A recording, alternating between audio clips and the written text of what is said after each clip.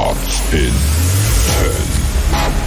9, 8, 7, 6, 5, 4, 3, 2, 1, go.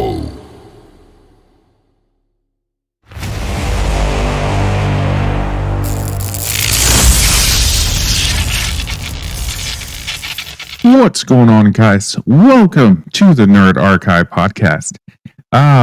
This beautiful episode is going to be about Shazam. Insert the what? No? Your vocals sound a bit dirty. Oh, hello. You don't have to talk to me like that. Not in the way you're thinking.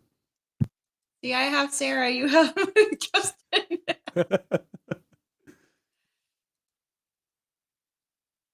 There's the bromance, folks. How about now? There you go. Oh, no. That does sound All right, better. let's we're gonna start this over. Welcome, guys, to the Nerd Archive podcast. With you, as always, we have Lola, Justin, myself, Lewis, and we don't have Yadi today. Yachty's As you ghost. can tell, for those that are watching, there's a thumbnail that says "Away." Sorry, guys, I did not watch the movie. We're going to be talking about Shazam. Let me do that over. Shazam! Oh, wait, is that my cue? Insert the. Oh, yeah, there you go. Oh, see. I don't even remember which button I have that on. Let me see. Is it We're this one? doing great, guys. Yeah, we're doing really good. Is it this one? Is it this one? All right, so we're going to start this over, okay? Remember the button. Third time's the charm. We're going to be talking about Shazam! The magic of editing. All right. Yadi is not here with us today because he was a little under the weather this week and he was not able to watch the movie. So, thoughts and prayers for Yadi. He's fine. He's just sick. It's Man Flu Awareness Month. And that's from the No New Friends podcast. So if you want to know what that is, we just took over. What is it? International Women's Day. Pretty So much. with that, You guys haven't taken in everything else. Might as well take the month as well. yeah, I don't like your negativity. So we're gonna be talking about Shazam. Usually Yadi's the one with the soundboard, but he's not here. And for those that are watching, you guys can see there's a thumbnail that says, "Away." Sorry, guys, I did not watch the movie, and a picture of him. So make sure you go on his social media and tell him, I hope you feel better. He's here with us in spirit. Yes, he is. He's probably watching. No, he's not. I can see the viewer count. There's 0. But with that being said, I'm not going to say it again. Let's get right into it. We went to see Shazam. Oh, Yesterday. And I have to say that was a lot better than I expected. Review done. All right. Thank you guys for joining us tonight. Just kidding. I've been drinking. It's fine. a little bit. It's fine. It's fine. The movie was a lot better than I expected. Even though it had a lot of more comedy than Thor, Love and Thunder, it fit better on this one. That it did. I think Yes. that, yeah, I think that with going off track for a second, Thor, Love and Thunder, I think we were all expecting a more serious movie. I think it should have been Yeah. a bit more on the serious side. But then when you have, and this isn't really a dig at Taika Waititi because he's a good director and he's good at what he does, but the general scope of the story and everything that we had with that and the character with Gore the God Butcher, it just, that style didn't fit as well as I thought, a more serious type of story would have in its place. Agreed. With the type of villain that he is, if maybe they would have given a different villain, it would have been, maybe it would have fit better, but we were expecting more of a darker Yeah. movie. But moving on from Thor, Ron, Thunder God. I was about to say, yeah, viewers, let's take bets on how long it takes us with this DC themed episode to mention Marvel again. And we already did. So Right off pretty the much. bat. with that being said, what do you guys think of the movie? It was hilarious. Really was. Mm. Yeah. I like the story. I tried watching the first one before I went to go watch the second one. Something happened to my TV and I only got halfway through. Oh, So no. I loved when they did a little recap of the first one. I was like, oh, so that's what happened. Okay, cool. That's thank what I you. missed. That's what I missed. Also, watching a very small child scream, "Taste the rainbow, motherfuckers." Yes. Just what I needed in my day. Oh man. You know, it's Just what I funny. needed in my As soon as day. it happened, I looked at Justin and I said, "That's how we're going to start the episode." And I didn't start it that way. Yeah, pretty No, much. you did it 3 times with Shazam and then waiting for Justin to do. Yeah. Pretty much. Well, I'm tired as hell, so I don't really have the timing down all that get it. well. Yeah. It's And fine. yeah, Magic of editing. we also skipped another segment that was supposed to go at the beginning, but we'll do that at the end. So Oh, stay tuned for that one, folks. shit. Yeti fucked us up. His absence. I mean, What was that the quote of the week? Pretty much. But we'll move. I thought that we said we weren't going to do it. Well, we can still do it. I'm just not keeping score. Oh, for I this week. misunderstood. I misunderstood. I typed it right there on the Discord chat. Listen, even I read that one. well, did you answer to it? No, but I read it. Right. Usually I can't see it because my Discord sucks. That's on you. So Okay. it's So, really good movie. yeah, fantastic movie. Absolutely. This Yeah. episode's going great. It's going great. I think that Yachty is the glue that holds us together. I Yeah. think so. Yeah. I don't have anything else. Just kidding. So we start the movie with what are their names? The Atlas daughters. Yes. I don't remember their name. The point is, we start with them breaking into the museum to get the staff, which we learn that was Atlas staff that the gods or the sorcerers stole from them because the gods were kind of losing track of what they were supposed to be doing, and they killed the gods pretty much and took their powers and put them into the staff. Yep. And whoever And- becomes the champion takes on the powers of the gods. Pretty much. And also that staff, unbeknownst to Shazam, You got it. He did it. was used to keep those daughters of Atlas and that whole land sealed off from the rest of the world. And when he broke it, he went and fucked that up. That's one thing that I actually liked about this movie. There was a direct sequel. The events of the first one that we thought it was one of the coolest thing he did. He's like, I'm gonna destroy the staff and Right. and make sure that the villain doesn't do what he's doing anymore. It created these events, which it DC has failed doing that. DC has made movies that they are supposed to be sequels, but they can be standalone movies.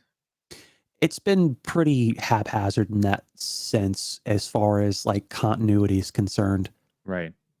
And I'm glad that this movie kind of shows us where they're headed. Hopefully they stick with this. Hopefully they stick with um, organized in all the movies.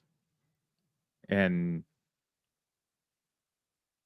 I think that if this movie was this good, because I think it was good, I think I actually like this better than Black Adam. Yes. And That's Black Adam was a honestly, great movie. Don't get me wrong. It's funny. it was a good movie. I wouldn't Right. say a great movie, but you know, it worked. And I figured, and this is pretty much what I hoped. It's like it needs to be as good as or better than the first one, and it needs to be better than Black Adam. And I think it accomplished both of those. Right. I actually like this one much more than the first one. Hmm. Because I still had that mentality that DC was going to fuck it up. And even though it was a good movie, don't get me wrong, but I had that mentality. I went in watching this movie in a negative, like it's not going to work out. And because I went with that mentality, it kind of made it better, the first one, because it was actually better than I expected it. So it surprised me. But this one, The bar was set. yeah, The bar was set pretty low. right. I was So gonna say an you know, optimistic pessimist. Yes. Always the best way to go. cautiously optimistic. Yes. So I enjoy this movie a lot. Hmm.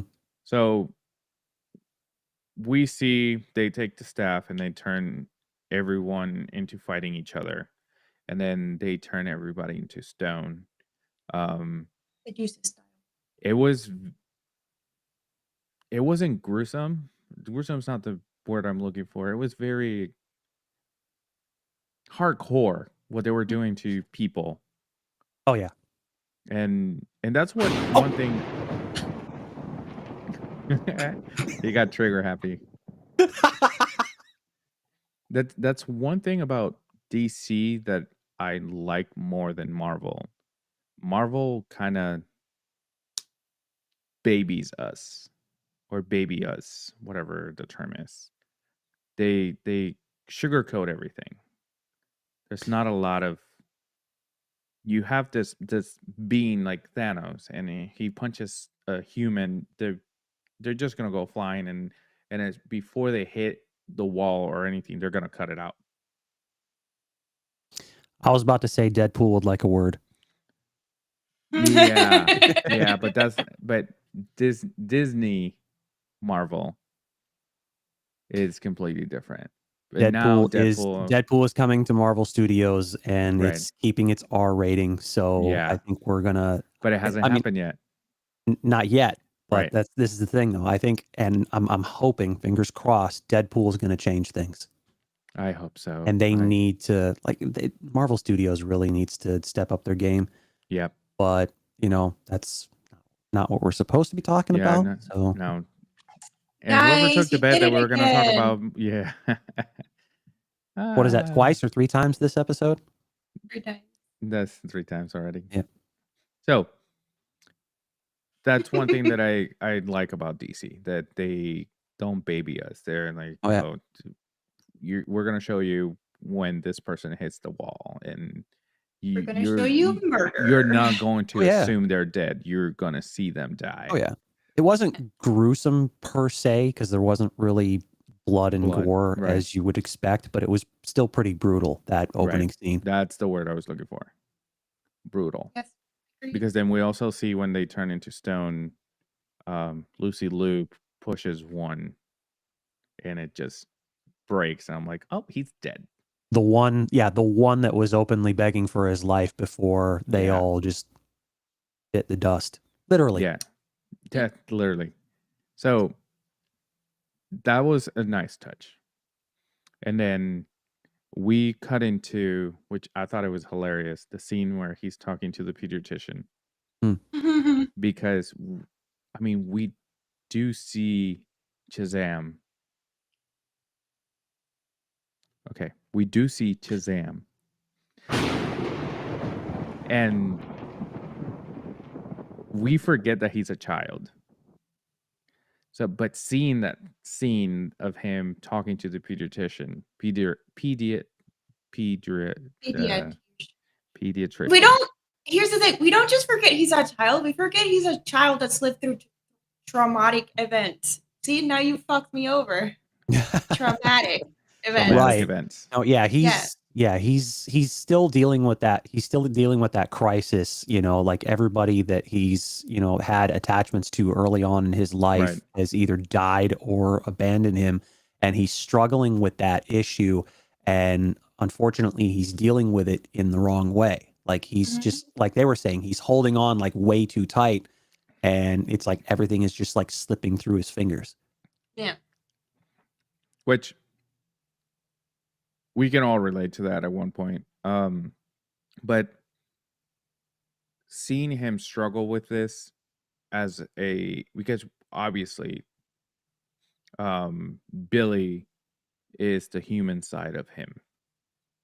And we forget that it's not Shazam taking over, is literally just his body. That's it. But Billy's mind is still there. Pretty much. He's in complete control. And we can see the human side of his human struggle with human problems. We don't see Superman dealing with that. Other than seeing his father died, we don't really see that.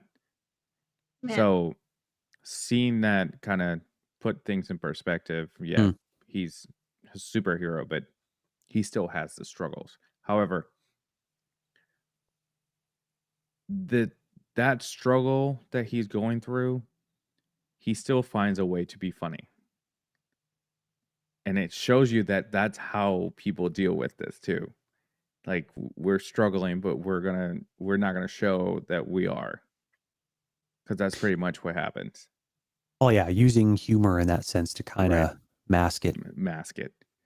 So we see that whole scene, and then we cut into being in the school and seeing his brother, knowing that he has these powers. He has no fear, even though he knows he can't use them against humans.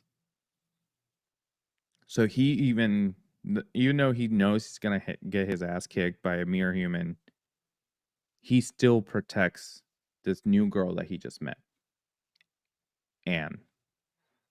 And she thinks he's hilarious.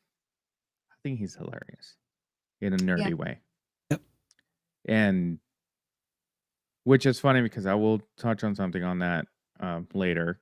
But he saved her because these bullies were creeping on her. Pretty much. Because it wasn't like they were bullying her or Right. anything. They were just being very like we'll show you around and Right. you can go with us and stuff like that. It's more of a creepy thing. Super thirsty. Oh Yeah. Thirsty boy.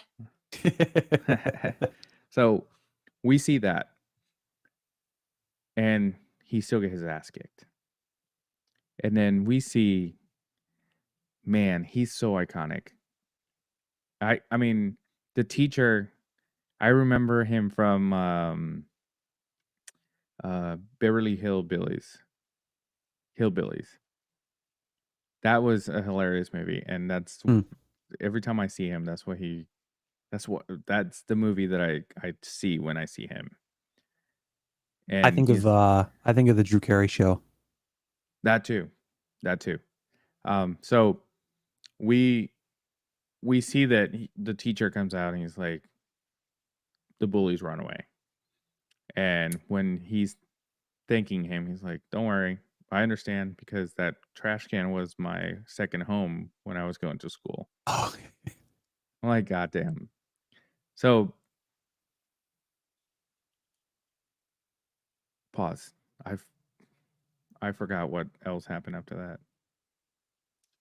He takes her to the classroom and they Yeah, so he meets takes her to the else. classroom, right? And she's showing interest in him. There's a problem there. There's a problem.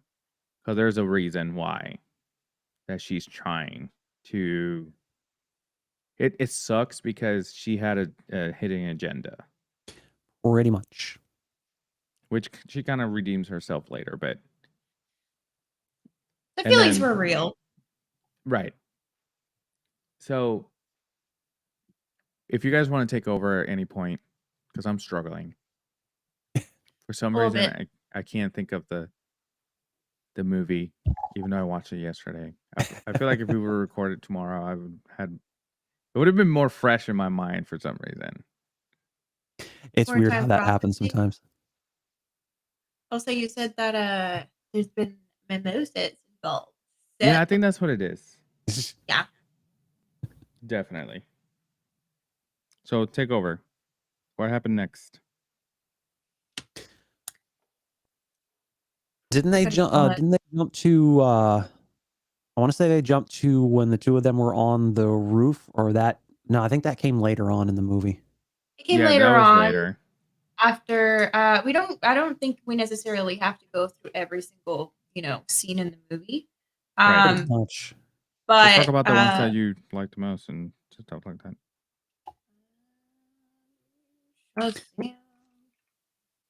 Shazam. 2023. Jesus Christ! I don't know what's happening. Yeah. Oh yeah, and like discovering that gigantic library and then getting freaking Harry Potter vibes. Yeah. Oh, and finding Steve. Steve. Intern I Steve. love Steve. That sentient fucking pen. That was so cool. Intern Steve. That's the vibes that I got. I'm like, Yep. Intern Steve. Nice. That was hilarious. And it's funny because when later on in the movie they're sending the sisters the letter, that scene was hilarious. It's Because- literally transcribing every single fucking word that they're saying, including all the side chit chat. And I'm just like, oh my God, this is getting better and better. And she's literally reading it with like, how many takes do you think that took for her to be able to get through all of that without smiling or just cracking up? I'm wondering if she just kept going up and down with the paper because she's like hiding her face a little bit. Yep. Like how many times did they have to cut away and then cut back, and it's like how long did that take to get the perfect take for that? Yeah. It was great. I'm trying to see if I can find the letter.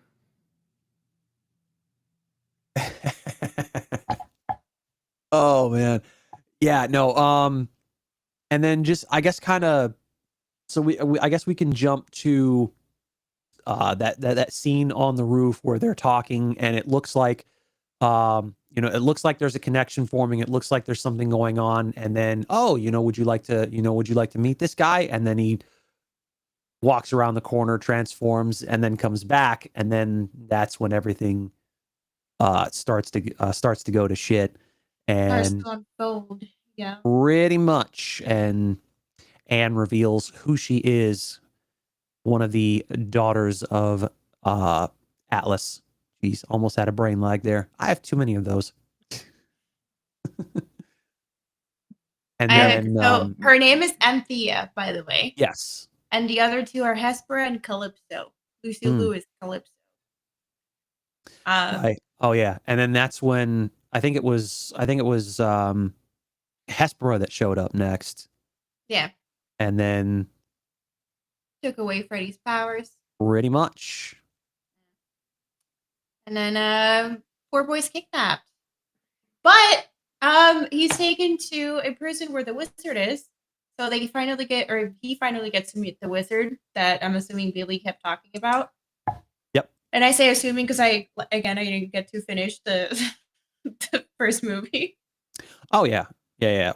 Well, that's the thing though. He didn't really go into a ton of detail, at least during the first movie, about the wizard. It did some because obviously, that's how he got his powers in the first place. But I imagine there was a lot more between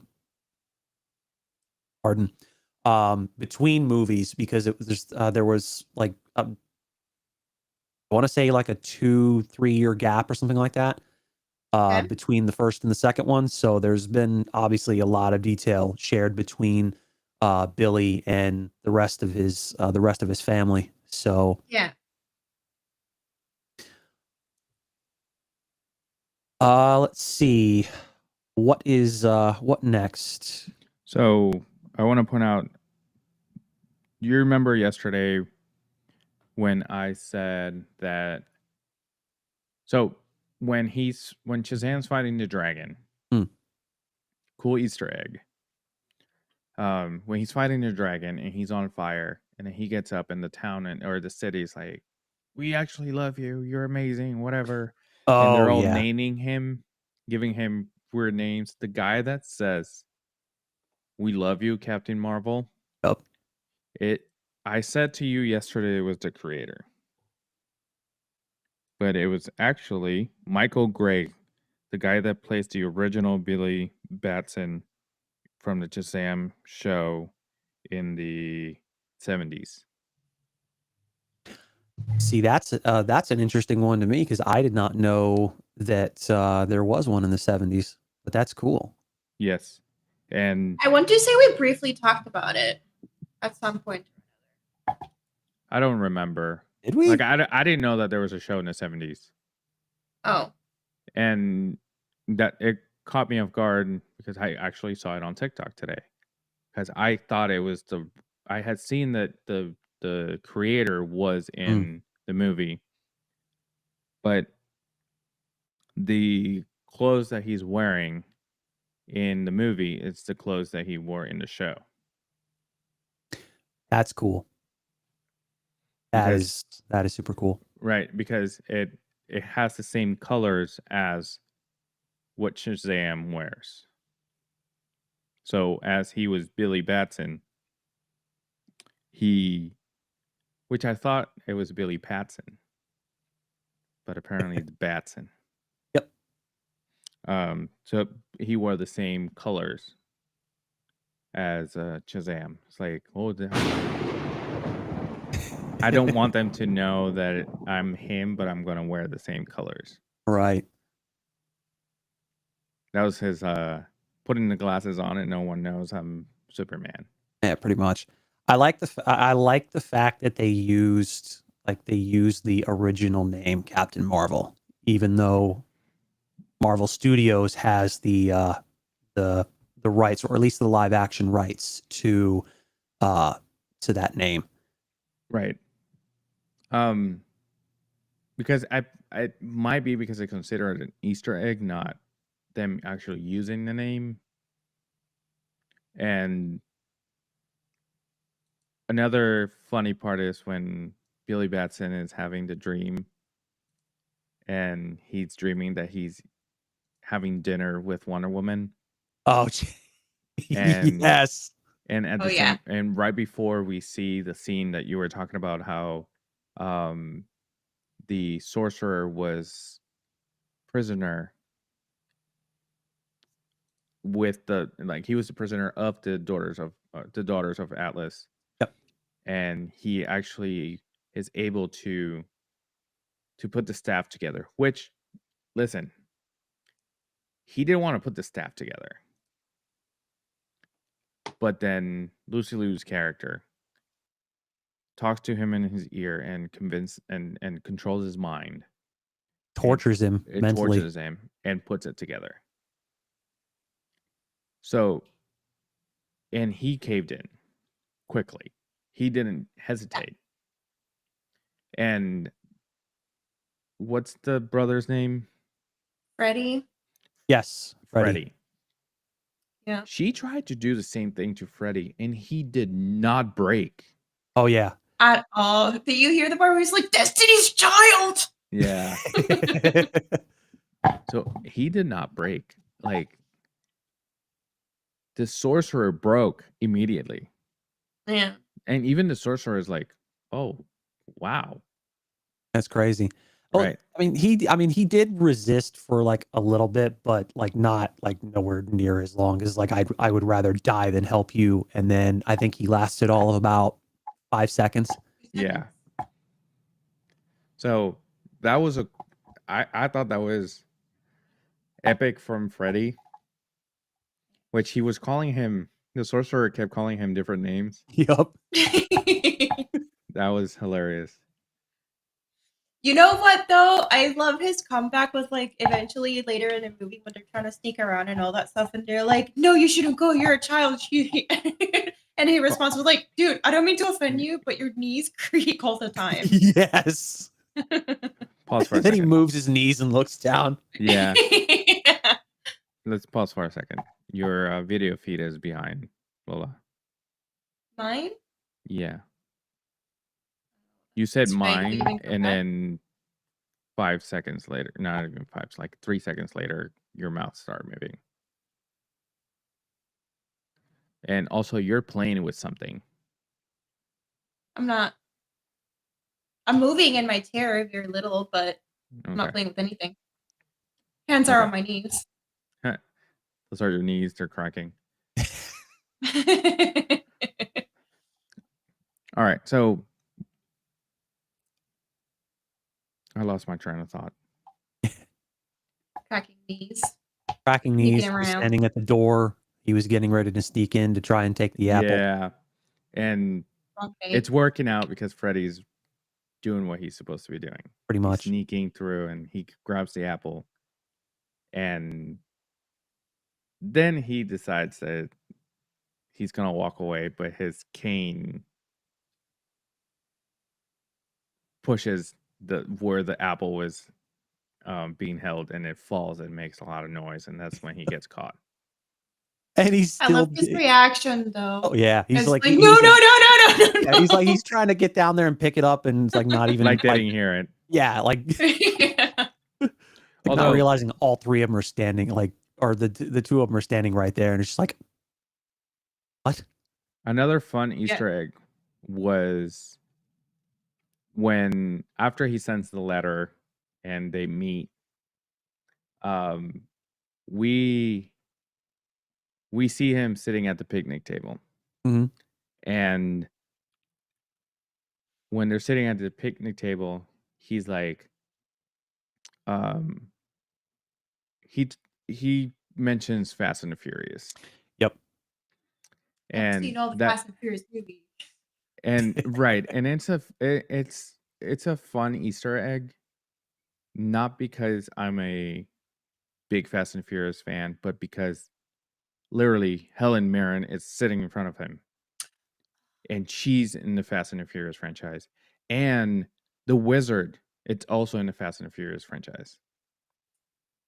So I thought that was pretty cool that they mention it, and then he's like, I've seen all 9 Fast and the Furious movies, and just like them, we are all about family. And they're supposed to show up and they don't.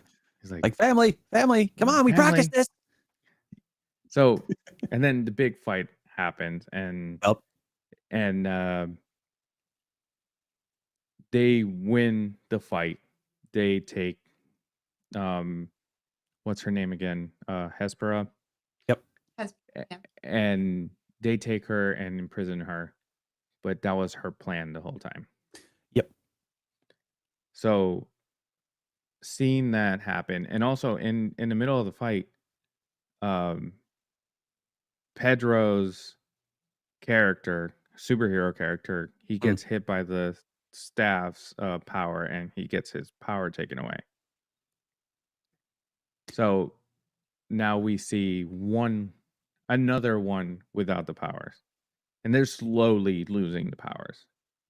Oh yeah. No, I think at that point 3 of them had lost their powers, and then what was it, like, not long after that Fred was able to get his back, but then And that it lasted lasted all, for like, all of about yeah. 10 minutes before Yeah. he lost them again.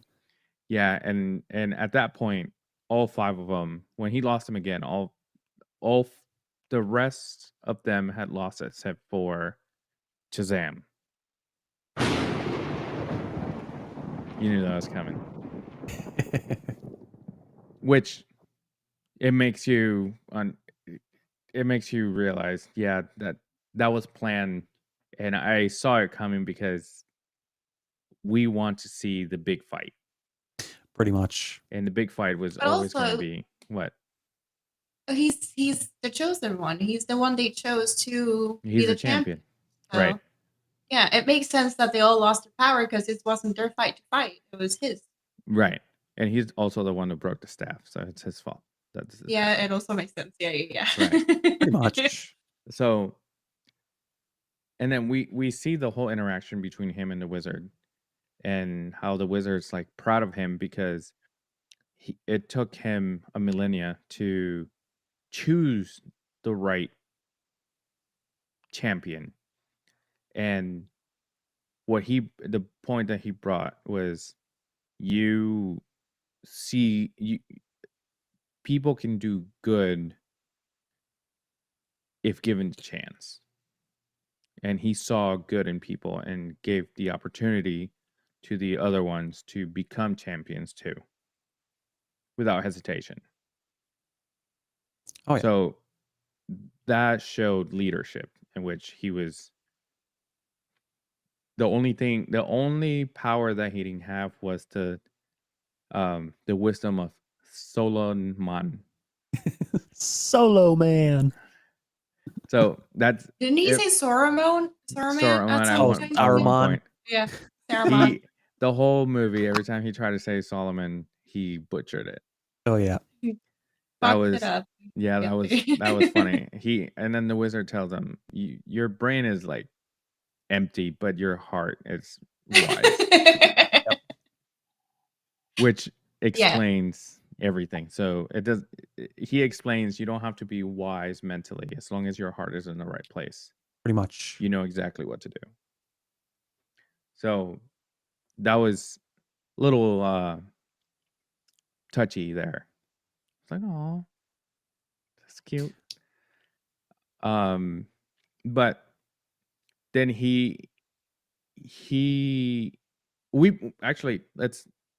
let's go into a different scene when the 3 sisters are talking to each other, which the 3 sisters give me a vibe of Hocus Pocus, but we're not going to touch on that. Obviously, where the conflict starts to form between the 3 of them.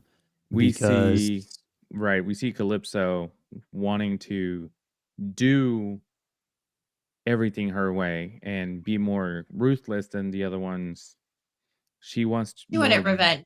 She was out for vengeance. Yeah, she wants to punish the entire world and basically destroy it like they tried to destroy theirs. Right. Yeah. And the whole point of the movie, which we haven't touched on, is that what their mission is. They want to find this apple, which is supposed to be the seed of the tree of life, to restore their realm. Yep. And that's what they wanted to do, or at least 2 of them wanted to do that. And then Calypso, Lucy Liu, wanted to make everyone pay for everything that happened. But they couldn't do it with just one of quote unquote ingredients. They needed both. So when they're having this conflict, we cut into Hespera talking, and the dragon's walking behind her very calmly. And all of a sudden we see his tail go through her chest. Yep. I didn't expect that. I don't know why I didn't, but I didn't expect it at all.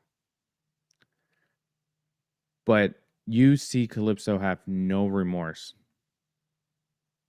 whatsoever. And then her sister, what's her name again? Anthea. She's next. But what Calypso does is, instead of killing her, she tells her, I'm going to, you betrayed us. Now you're going to pay with them. So you're becoming immortal.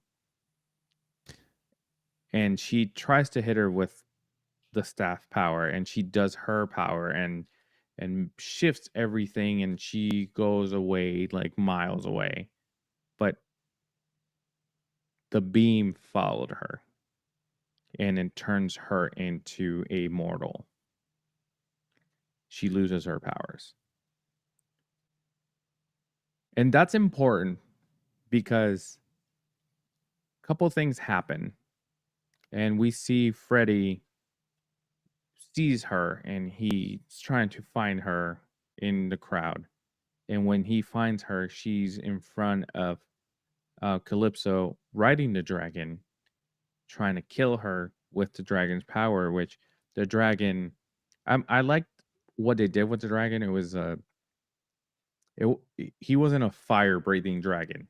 It looked like fire. It actually gave me Godzilla vibes because every time he used the powers, his body had this blue, glowing light.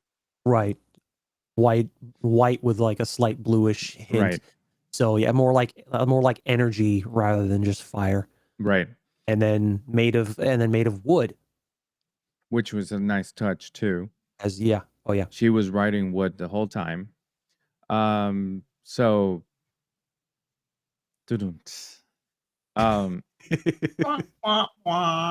That's she was. To be honest, it's not where I was going with it, because it reminded me with between the fight, that final fight between her and Shazam,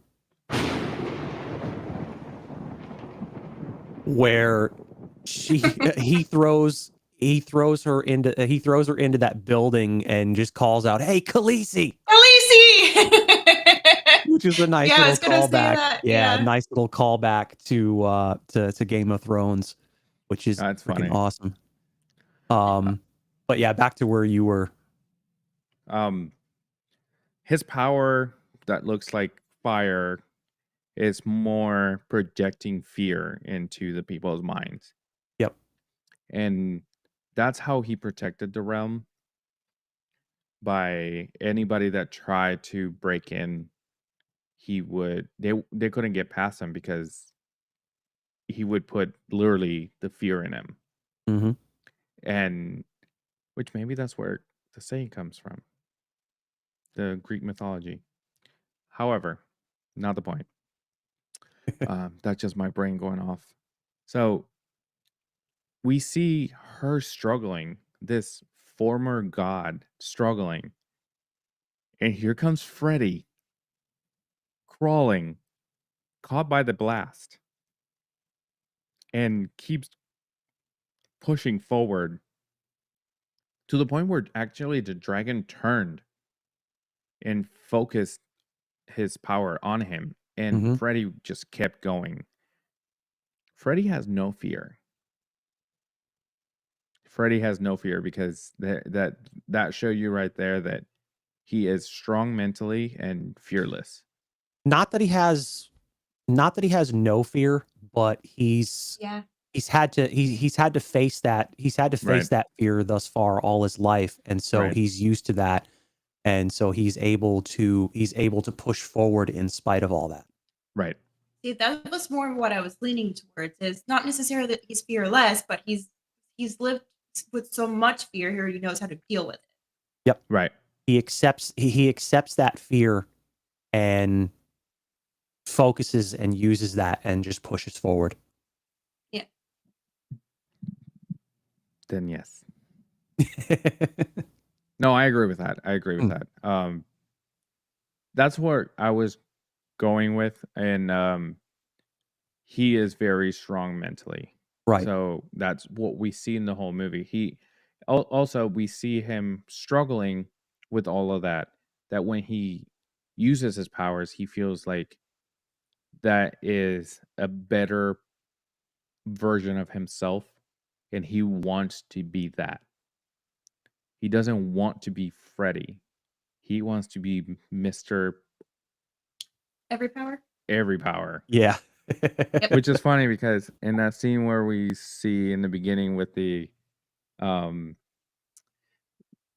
bridge and they're saving everybody and he's talking to the girls and he's like, Oh yeah. yeah, that right there. He's pointing at Shazam and he's like, that's my sidekick, Mr. Every Power Jr. Yeah.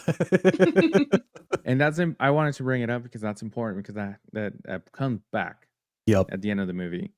And so we see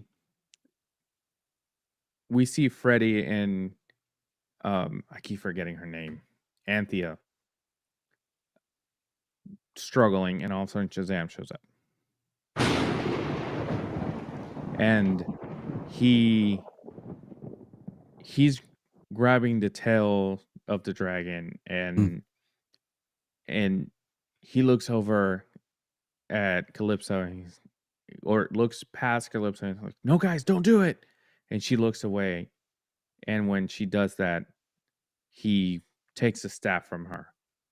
He's like, I didn't think that was gonna work. So, and then he takes the staff and flies away, and then the dragon chases him. And then we cut into the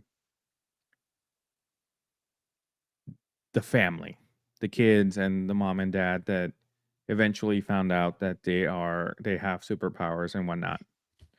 I was gonna say, like, that was a very touching moment when they're all like, the first thing they do as soon as they come back from their lair is just like, mom, dad, we gotta get out of here. Yep.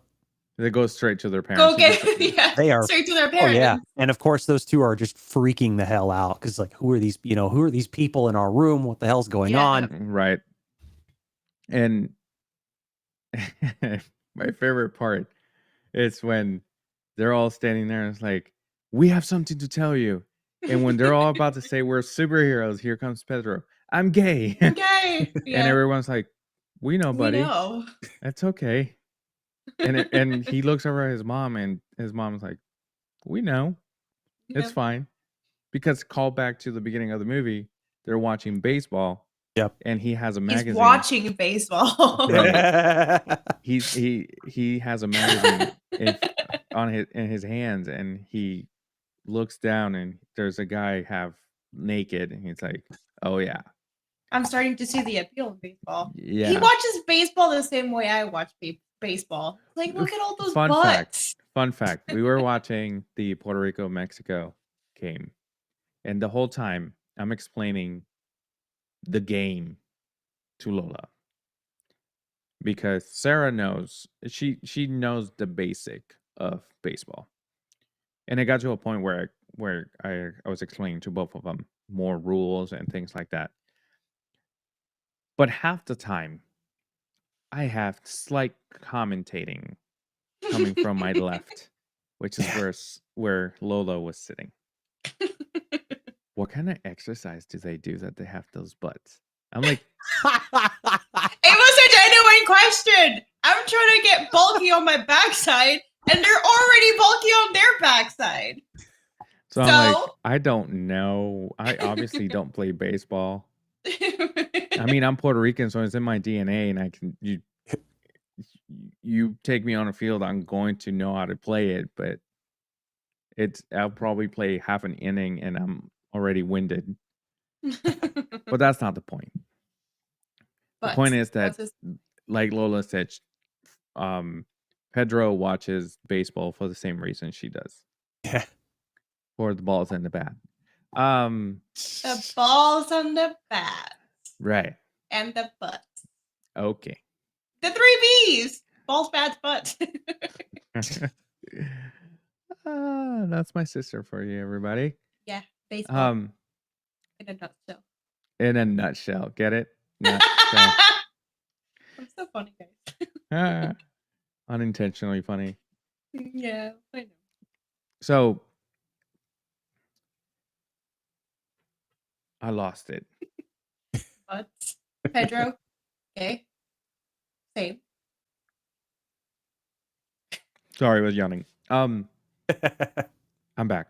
So yes, he says that, and now you're yawning too. Haha, I win. See, even over the internet, that shit's contagious. Yeah, it went through the Ethernet cable. There you go. So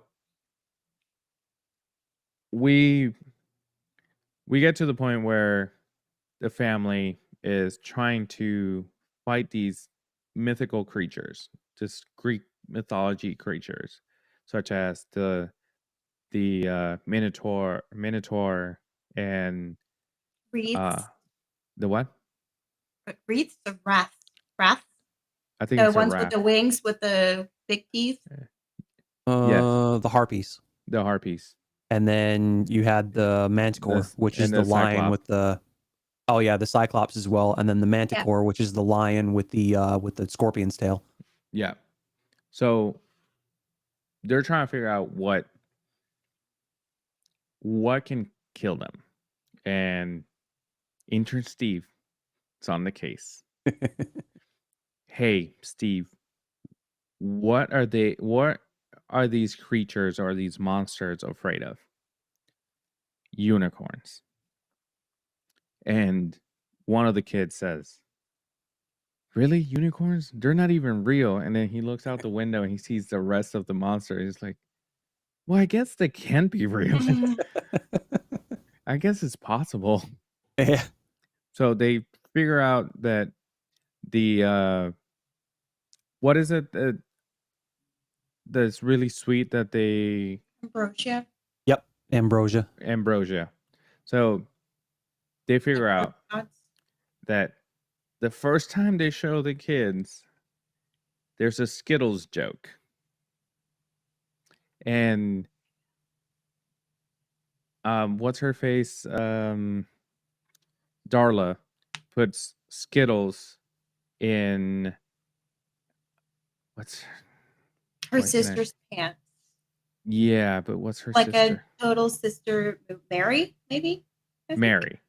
Yeah. Darla puts Skittles in Mary's pants, and they get ruined. So that was in the beginning of the movie. So now we come back. We find this unicorn, which was amazingly designed. Oh yeah. Yeah. It was a full black unicorn, which super majestic. It looks straight out of Lord of the Rings. And by the wizard's own description, like highly, highly temperamental and hates humans. Yep. So they see the unicorn in a car garage. And Darla's like, it's okay. It'll be okay. She's so sweet. Mm-hmm. And full of hope, which she almost lost. Because this unicorn charged at her. And the unicorn was about to hit her, and she threw Skittles at it. And it started smelling it, and she's like, we don't have ambrosia, but this is the closest thing. So they look over to their left or to the right, and they see more unicorns coming. So they start riding the unicorns. Taste the rainbow. So they see the unicorns, and then they ride the unicorns into battle. And then they start running into the monsters, and here comes Darla. Taste the rainbow, motherfucker! And they cut. That was great.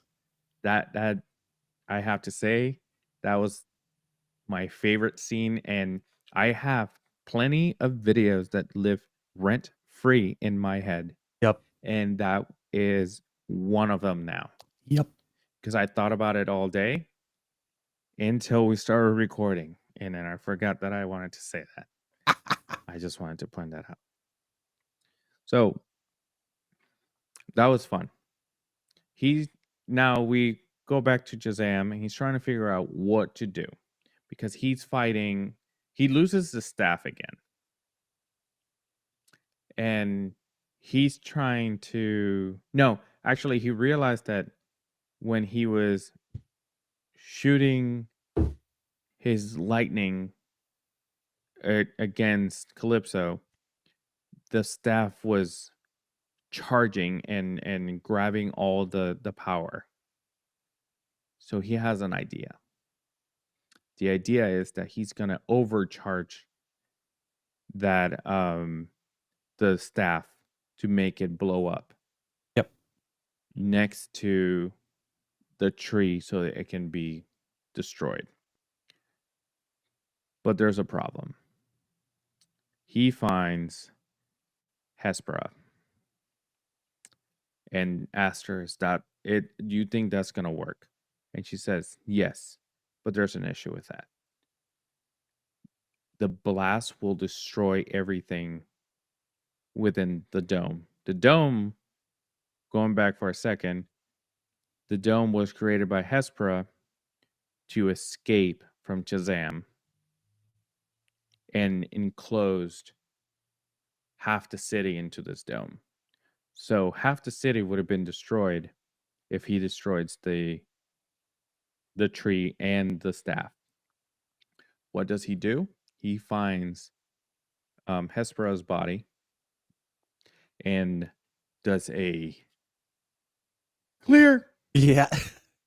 And when he's about to do it again, she wakes up and he's like, can you just let me go to the underworld in peace? And in his head, he probably was like, no. Yeah. You started this. You're going to help me finish it. Yep.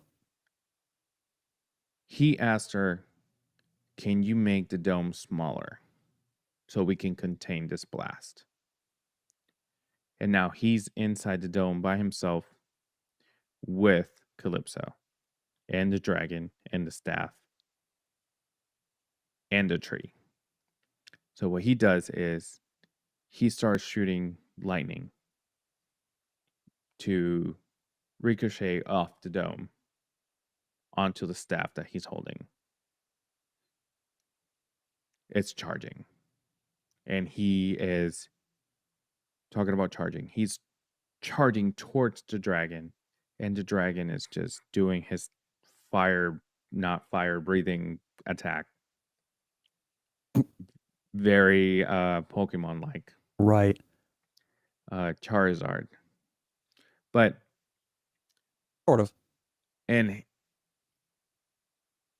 before the fight ends, because his suit is being burnt, it turns into, because it's all burnt and black, it turns into It looks like Black Adam. Black Adam suit. Oh my God. Like the resemblance to the original Black Adam is uncanny. Right. And, to add to that during that fight, like some of those scenes where he connected, like he fucking rocked that dragon with some of his punches, man. It was great. Oh, yeah. To the point where he lost the staff for a second because he was so involved in the fight that he got it. The dragon kind of knocked it out of his hand. Oh, yeah. But he was, like you said, rocking this dragon with the combos. And he finally grabs the staff again. And the lightning is still going. And he's charging towards the dragon. The dragon's doing his fire breathing, not fire thingy. And he's in this fire, not fire. And I'm going to say it like that. Don't worry. And then he goes down and then comes back up. And he's getting close and close and close and close. And when he's about to hit the dragon, he says the famous words, Shazam. And it blows up. That was fantastic. And he dies. Spoilers. He dies. the Hespera dies. The dome opens. Everyone rushes in trying to find him. And who finds him? Freddy. Freddy. And Freddy just loses it, starts crying. His mom sees him. She starts crying. The wizard says we need to give him a proper god burial. So they bring him to the other realm where Atlas was. Is the other realm Mount Olympus? I think so. It's possible. That's what if they don't.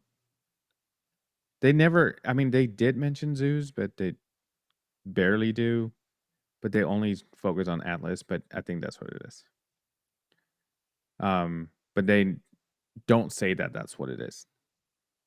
So let's call it Mount Olympus. Let's do that. And he is buried. To me, at this point, I thought this was James Gunn's way of getting rid of the character. Because it wasn't just Shazam, the staff wasn't working either, so it's not like they could do anything to bring it back. Oh yeah, after that whole thing, the staff was pretty much dead, and it's like they said straight up, like only a god can charge it, and it's like is there another god? And then who shows up? Wonder Woman.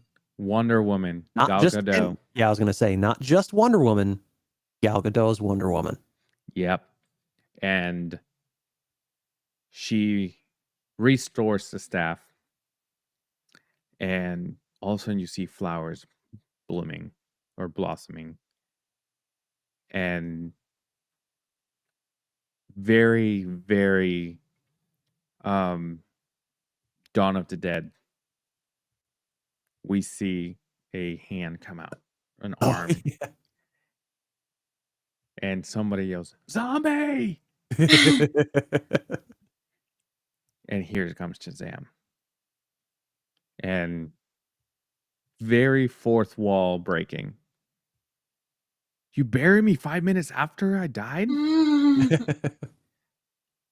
That was funny. And they're all hugging him. And he's all like, yay, my family. And all of a sudden he looks up. He sees Wonder Woman. Yep. And he starts hitting on her. Of course. And then at one point she starts walking away. He's like, hey, listen, I'm going to be 18 in like 4 months.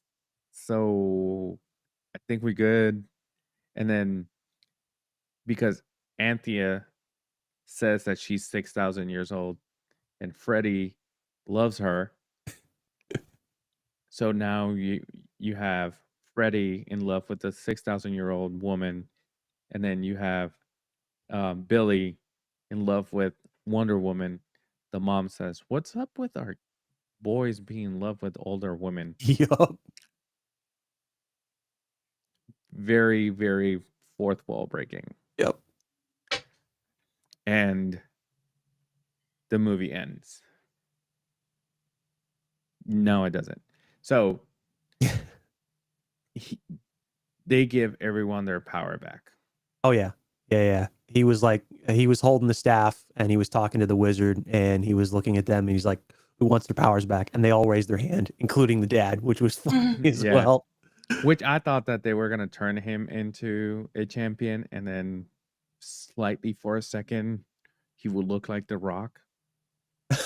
Yeah, that would have been an interesting one. I like the idea of that, but I don't think, based on the fact that Black Adam does exist, like maybe not obviously not in. I'm curious though if it's like in like obviously The Rock's Black Adam, not in the same continuity as this Black Adam and Shazam. And so I think that because of the fact that Black Adam already exists, and because it's supposed to be 7 champions. Right. And so since Billy restored the powers to his family, there were 6 there, and then you have Black Adam, who's the 7th. And so you can't go any further than that. Right. But and also, in real world, Dwayne Johnson didn't want anything to do with DC anymore because of the whole fiasco with everyone getting fired and all that. Well, I mean, on that same token, like he did kind of piss a lot of people off with as hard as he fought with Warner, right? And that, so it makes a lot of sense. It's both ways, pretty much, right? And then, which when we did the breakdown of Black Adam, we always talk about theories and things like that. Mm. And one thing that we made, I think I theorized that we were going to get a Superman Shazam Black Adam movie.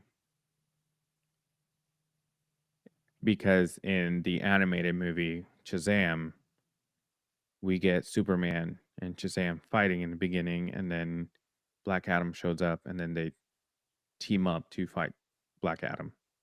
So I thought that's the route that they were going to take, and then a month later, everyone gets fired. Which really, really sucks. Right. And that would have been a good movie. Oh, it definitely would have been good. I mean, there's still a potential for it because who knows, who knows how far this is all going to go. Obviously, everything that has happened up until this point, like it's going to get shifted into the new DCU with James Gunn and his vision and all that. And like, I wanted to touch on, like, there's not really a good critical reception at this point. It's kind of mixed. Some people liking the movie, like, we enjoyed it.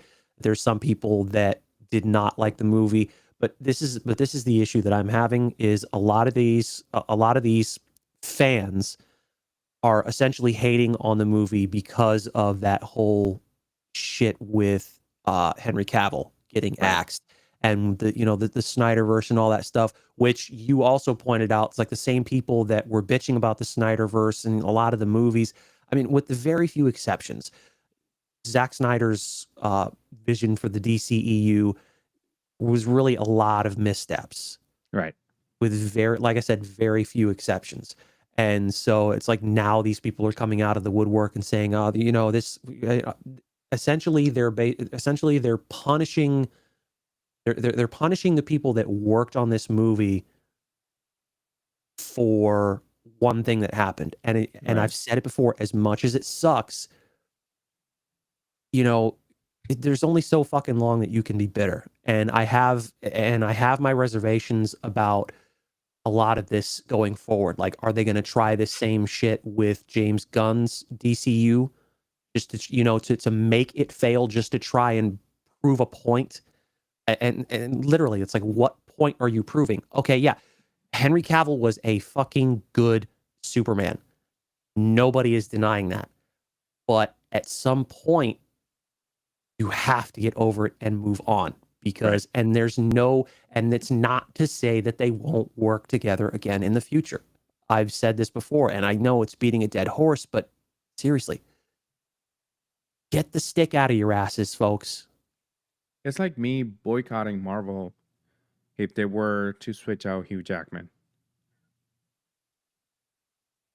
and bring another Wolverine. Because here comes Marvel again. Wolverine's my favorite character. One of them. The other one being Deadpool.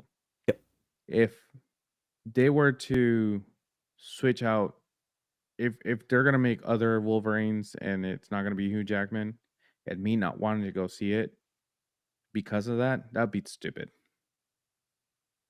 It completely defeats the purpose. Mm-hmm. Now, I would understand doing that. I would understand doing that in subsequent movies if the actor that they chose didn't fit the character.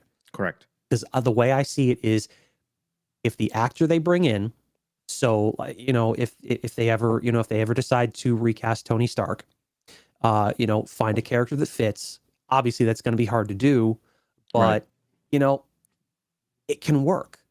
it can work. You don't want to, you get so attached to these characters, you get so attached to these actors that you can't see beyond your own fucking self-interest. And that honestly is the wrong way to do this. And especially when it concerns like fictional characters. Like you're getting so butthurt over movies. Like, really? Why? Right. What purpose does this serve? You feel personally attacked by some of the decisions that get made. And granted, some of the decisions that get made are not really the best decisions, but still, you know. Here's one thing, and this is for all of you that are doing this, that are boycotting for no reason. You do realize that if you keep doing this, they are going to stop making superhero movies, and you're going to be pissed. Because if no one goes to watch these movies because they don't like the decisions they're making, the studios are going to stop making them. And then we're going to be like, where did the superhero movies go? Why are they not making any more? They don't care about us. They don't want the nerds to feel important anymore. You did this. You push everyone. You try to push the envelope to prove a point. You prove your point. But now they're not going to make money, so they're not going to make the movies. Pretty much. Even if they do make the movies, they know they're not going to make money, so they're going to cut budgets. And the movies are going to be worse. That is the only thing I have to say. I think we're gonna end this with, we in particular are going to give James Gunn and David, whatever his last name is, we're going to give these guys a fair shot. Right. And see, you know, what we think of where the direction's going to go, you know, how he's going to write these characters and what he's going to do. Give it a fair shot and we'll see. And if we don't like the direction it goes, then, you know, we don't watch it. So be it. Right. But don't actively try to sabotage this shit before it gets off the ground. Just because you don't like a specific decision that was made. And yes, so the old guard at Warner Discovery, they were a bunch of assholes. We've got new blood in. They're moving in a new direction. And when you have someone like James Gunn at the helm who knows what he's doing. I mean, think about it. You have 3 Guardians of the Galaxy movies. One hasn't premiered yet. Another movie we're excited about, but still, this guy knows what he's doing. I want him to succeed. Right. Because, and I was saying the same thing to Ryan in Discord. If he succeeds, and I want him to succeed, he essentially becomes the DCU's Kevin Feige. Right. And so, which he worked directly with him. Yes. So he understands what it takes. He knows the vision. Exactly. Of where this needs to go. And I'm sorry, but we're going to see a lot of similarities. Mm-hmm. And I'm okay with that. Well, yeah. And that's the thing. It's not a bad thing to draw inspiration from something else. Like when you have a guy like Kevin Feige that has done what he has done and put together this cinematic universe that he has and has made it work. Yes, he's had a couple of missteps, but honestly, what he's done so far has been fucking phenomenal. And you have a guy like James Gunn working under him, so you have to have some faith that he's going to be able to make this work. Agreed. So, you know, give him a fucking fair shot before you make your judgment. Simple as that. And that's the end of mine. Lola. Yes. Your thoughts. Shazam was great. Also, we missed out on a second post-credit scene. I was going there. Oh yeah, we didn't talk about that yet. Take it over. I don't know. I didn't see it. I wasn't there. Oh, we missed out on a second post-credit scene? What? We saw that mid-credit scene, but we missed out on post-credit scene. That's what I asked before we left. I was like, "Is there a post-credit scene?" And nobody checked. I didn't even hear there you. isn't. Oh, wow. Yeah. I got to look into that. Yeah. We fucked up. Yeah. Damn. I can't even remember what the mid-credit scene was either right now. Well, the mid-credit scene is we see Oh, I remember. The two people trying to recruit Billy into the Justice Society, and he's Yep. like, "Yes!" before they even finish, and they're Yep. like, "Society," and he's like, "No, I thought No, you guys were what's gonna that? set the Justice You mean League." the Justice League? And they're like, no. But those two are from Peacemaker's show. They're part of his team. They're part of Amanda Waller's team. Yeah. So they make they assemble the Justice Society. Hey. Which we see kind of in Mhm. yeah. We see I said that for a reason. Yep. Look at you. That was really good. Thank Nice. you. We see the Justice Society in Black Adam, which it was great that they were bringing that back. The reason I said assemble is because Shazam is trying to tell them. I was like, really? You couldn't think of a better name? You already have Oh, yeah. Justice League. Other synonyms? Other synonyms, and he starts looking for synonyms. Yep. And then he says the Avenging Society. I don't Oh, know. yeah. I don't know why that sounds great. That rings a bell. That's fun. Yeah. I Yep. really like that one. And then cut. Yeah. And then we missed And then we missed the second one, the post-credit We one. walked away. We walked away. Like we shouldn't have done. You think? and We've learned our lesson by now. which is No, we have not funny. apparently. Well, no, that's what I'm which saying. is funny.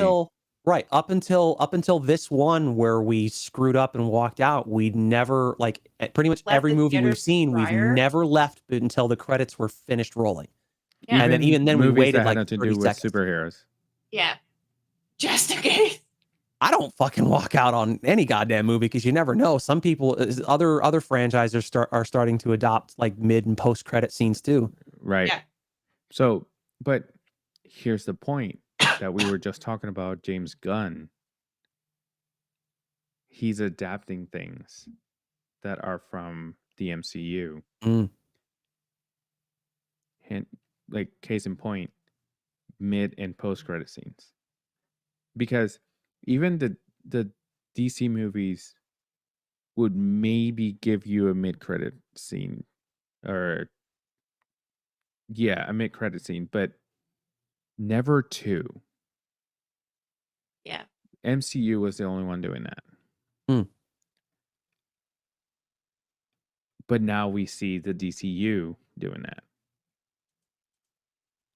which is great. Well, it's still technically the DCEU because I think there's like one or two more movies left. Right. And then, but obviously James is trying to kind of, put some elements into there to kind of bridge the two, right? To bridge the two together before his officially starts.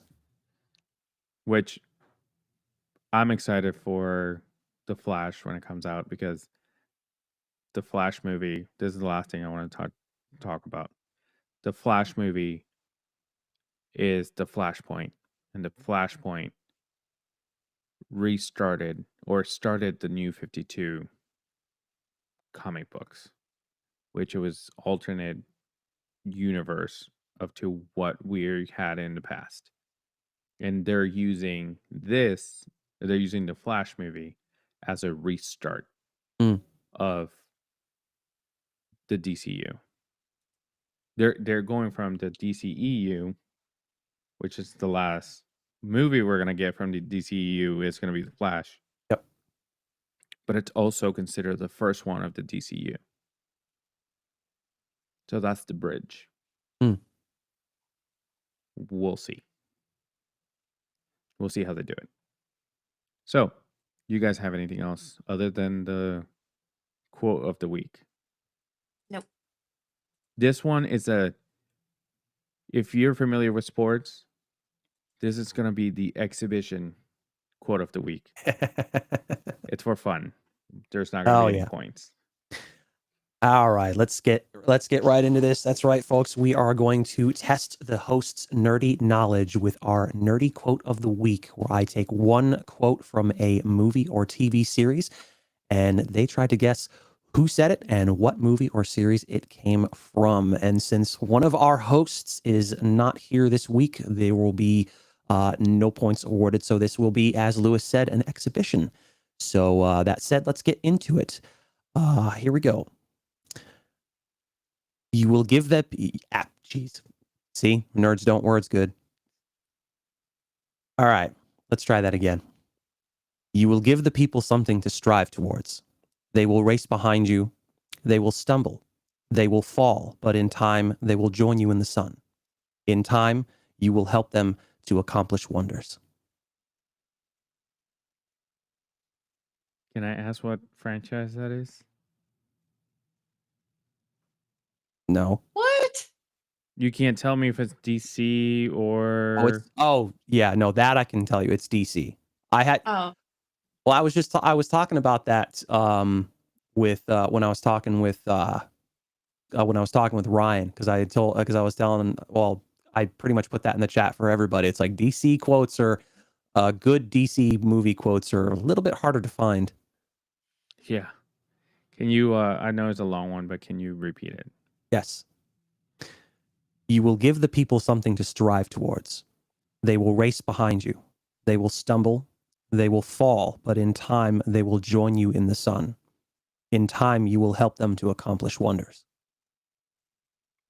Is that Daddy Kent on Men of Steel? Well, there's your guess. Yeah. I don't know, but it sounds like something somebody said to Superman. That's all I got for you, though. It's an exhibition, so that's what she's saying. Okay. So that statement was made by Jor-El from the movie Man of Steel. Oh man, I chose the wrong daddy. All right. But yes, I thought that was a Daddy Kent. You said a lot of words that I did not understand. What gave it away? It was when you said it was DC. I'm like, okay. Here's the thing. The emblem of Superman for humans means hope. So the quote sounded like he was saying, "You're gonna give people hope, and they're gonna follow you." I deciphered it, but I again chose the wrong daddy.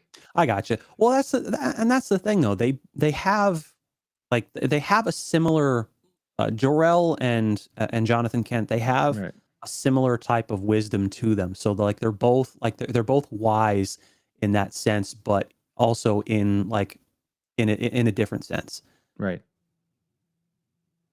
Alrighty.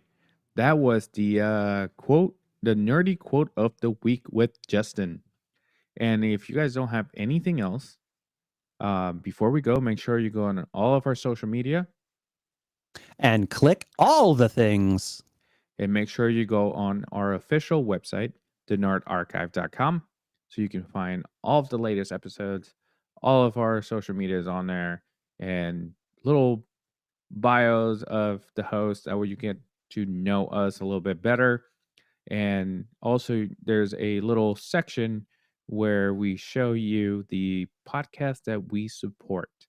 And one of them that I always like to talk about is the No New Friends podcast. It's the podcast about adulting, and it's just hilarious. And they do interviews, they talk about adulting fails and all that. And you also have the Studio 21 podcast, Remy's Roundtable, the Why So Serious, a nerd podcast, and who am I missing? Dane's interviews on YouTube. As well as Big Beautiful Diz. At Big Beautiful Diz. And Diz His. And Oh, you can find them on yes. Diz His 65.